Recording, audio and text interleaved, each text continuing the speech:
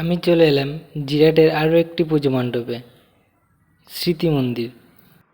জিরাট সর্বজনীন দুর্গোৎসব কমিটির ৭৫তম বর্ষে পুজো উপলক্ষে এবছর তাদের ভাবনা অযোধ্যার রাম মন্দির। জিরাটের হাই স্কুল ময়দানের মাঠের থেকে ডান দিকে, তোমরা যেখানে আগে মুনটার ভিডিও দেখেছো, সেই মাঠের থেকে ডান দিকে রাস্তা ধরে 10 মিনিটের হাঁটা পথেই তোমরা চলে আসতে পারবে অযোধ্যার রাম মন্দির। দুর্গাপুজো উপলক্ষে 21শে সেপ্টেম্বর এখানে রক্তদান শিবিরের আয়োজন করা হয়েছে।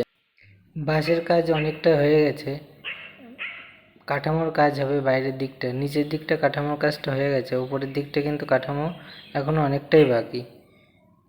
এই সাইডে কাঠামোর কাজ কিছুই হয়নি, নিচটা শুধু কমপ্লিট করেছে, উপরের দিকটা প্রচুর বাকি। আর যে মূর্তিগুলো দেখতে পাচ্ছ, এই মূর্তিগুলো কিন্তু এখানে লাগানো হবে।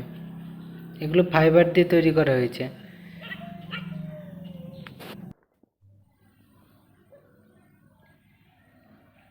চলো এবার ভেতরের দিকটাই দেখাই।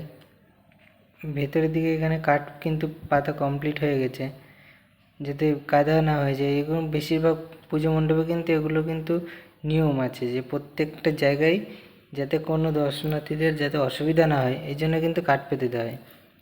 উপরের দিকে বাঁশ আর লোহার খাঁচা দিয়েছে, কোনো একটা কিছু লাইট ফাইট ভালো কিছু লাগাবে এই জন্যে। আর এখানটায় দেখছি এখানে কিন্তু মাকে রাখা হবে। এদের কিন্তু আগে থেকেই রেডি করে এই জায়গাটা, প্রত্যেক বছর এইখানটাই ওদের মা।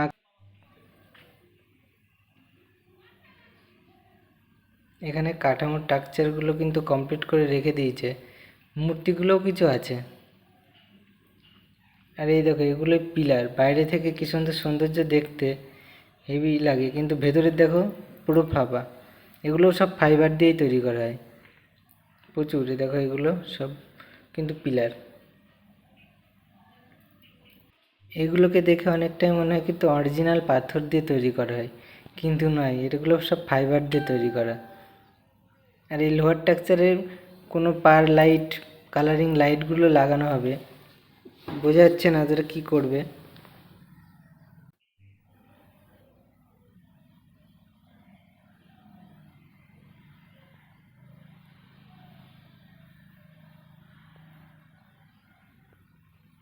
ভেতরের দিকের কাজটা অনেকটাই বাকি রয়ে গেছে, এখনও কি করবে এখনও বোঝা যাচ্ছে না। তো ভিডিওটি ভালো লাগলে অবশ্যই কমেন্ট করবে, আর তোমরা দেখতে থাকো 13 পার্বণ।